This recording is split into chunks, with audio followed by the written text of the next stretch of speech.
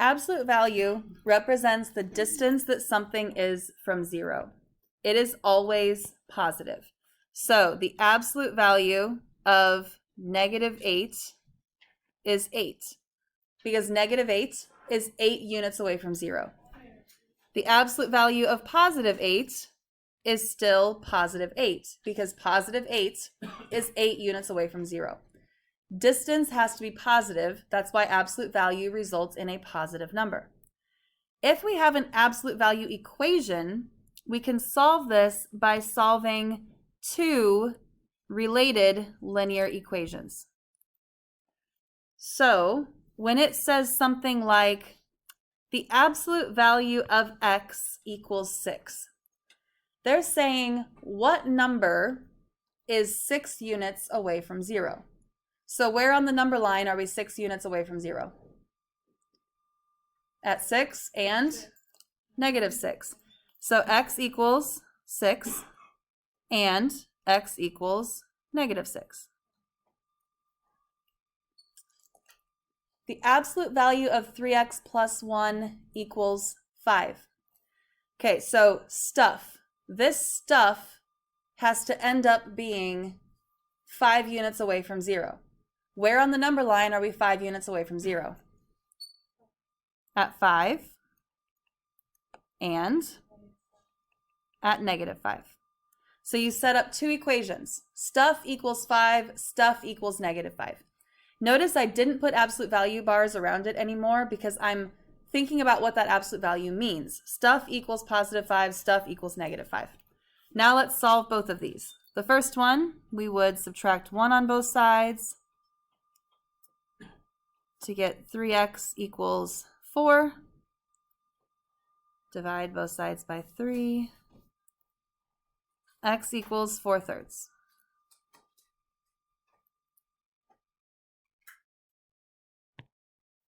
For the next one, we would subtract 1 on both sides to get 3x equals -6. So x equals -2.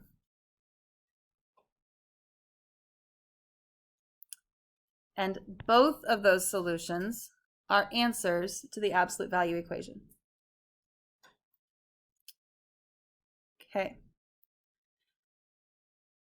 Number 3, sorry about the spacing here. That's why I'm going to draw a little bar here. Number 3 is actually kind of a trick. Stuff has to be -4 units away from 0. Okay, I'm going to go back up to the top.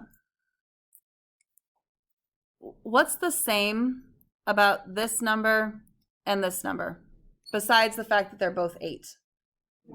They're both positive. Absolute value always equals a positive number. Take a look at number 3. Absolute value of stuff equals a negative. Is that possible? No. Anytime you see absolute value equals negative, you can say no solutions. There is nothing in the world that you could plug in for x to get something that would actually make the absolute value equal a negative number, because absolute value always equals a positive number. Okay, number 4. First, we need to get the absolute value by itself. So our first step is going to be to add 10 to both sides. So I see that this is a -4, and I think, wait a minute, this might be a no solutions. But after we add that 10, then it works. So we have absolute value of 3x plus 9 equals 6. On your own, write out the two separate equations and solve. If you're watching the video, pause the video. Set up your two equations. Stuff equals +6, stuff equals -6. Solve both of them. We get x equals -1 and x equals -5. Okay, there's a little helpful guide here. Is this the bottom of the page? I can never tell. There's a little helpful guide. If absolute value equals a positive number, we are going to have two solutions. I showed you that in numbers 1, 2, and 4. If absolute value equals 0, Where on the number line are you 0 units away from 0? At 0. So if you have absolute value of x plus 2 equals 0, you're only going to have one equation there. You're going to have x plus 2 equals 0, x must be negative 2. So if absolute value equals 0, you will only have one solution. If absolute value equals a negative number, you have no solutions. That's what we saw in this number 3 example. Okay. On the next page,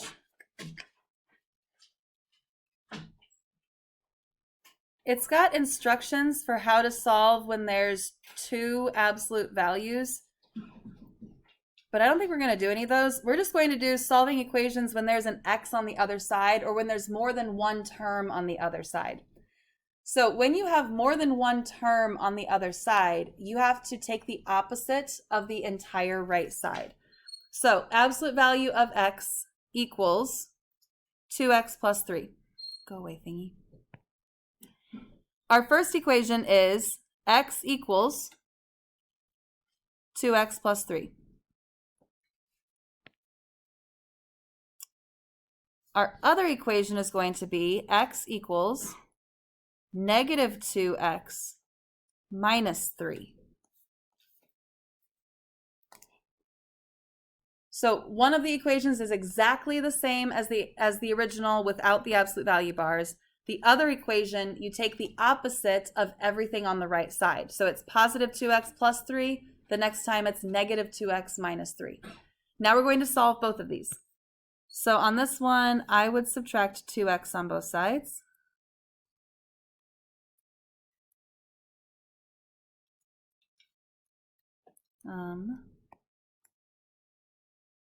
And then we need to divide by negative 1. So x equals negative 3.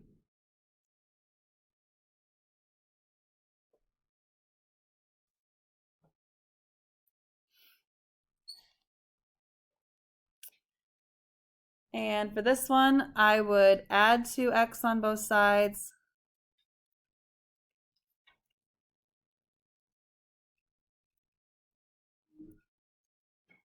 X equals negative 1.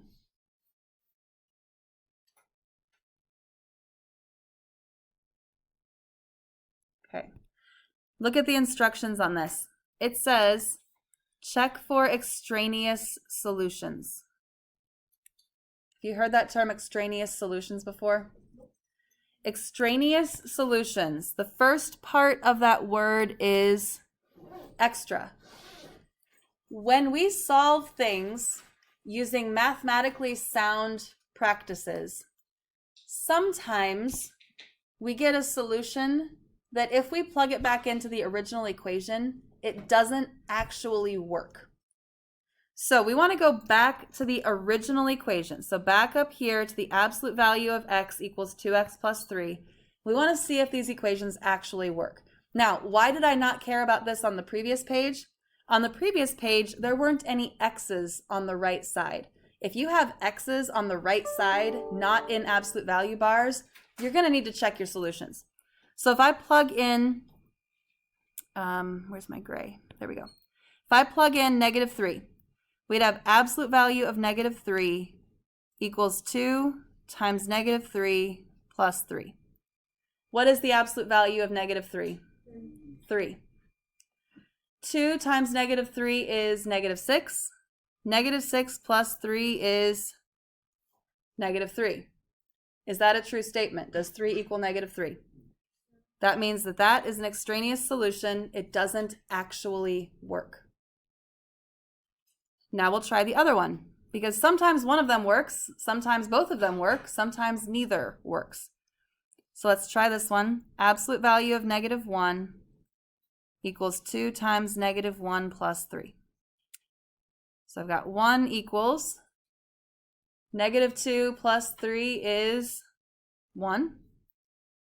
1 equals 1. So yes, this is our actual solution.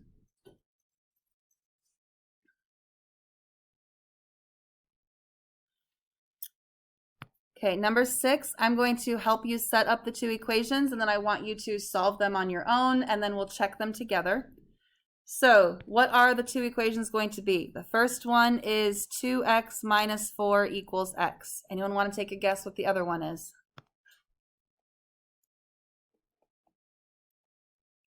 (2x minus 4 equals negative x). Okay, pause the video, take a moment, solve both of these, and then we will check them together. I got 4 and 4/3.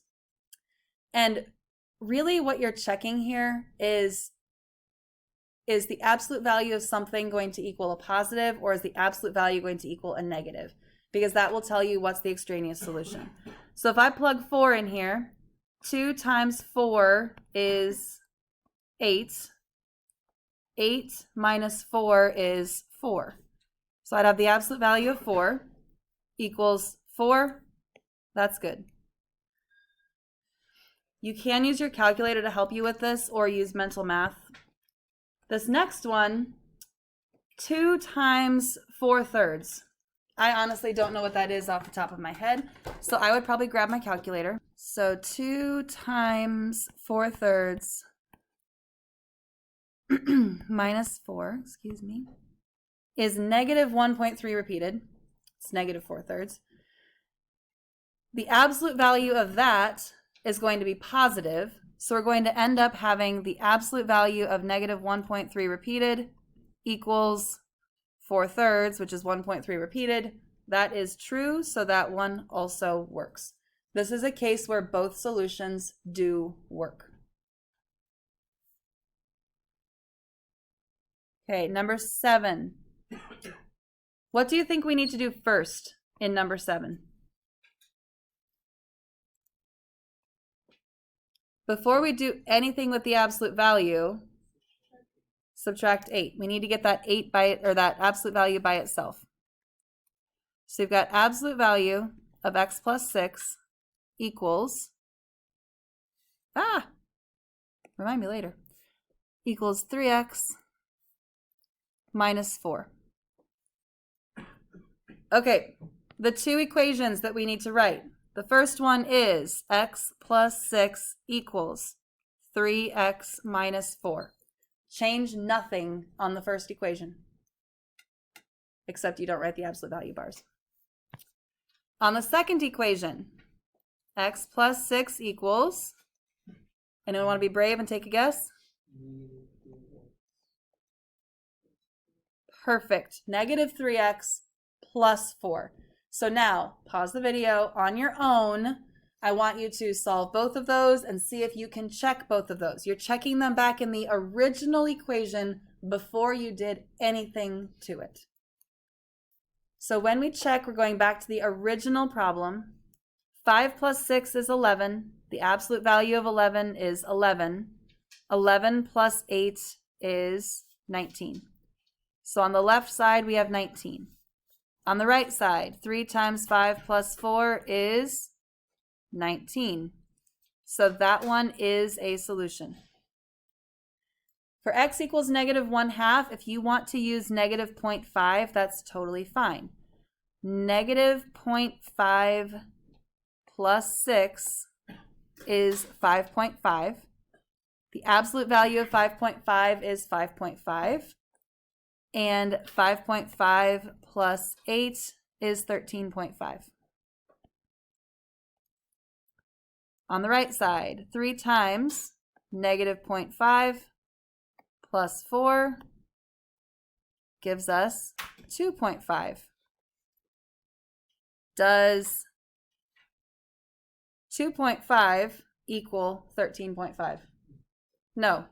So that is an extraneous solution. It doesn't actually work. Only x equals 5 is the real solution, the actual non-extraneous solution.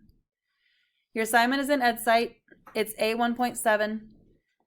There are multiple parts to a couple of the problems. It's going to ask you, like, first, what are the solutions? Write both solutions. Then it's going to ask you, are there any extraneous solutions? And then you might have to type in what the extraneous solutions are. So some of them have 2 or 3 parts. On your littler screens, make sure that you're scrolling to see all of the parts of that problem.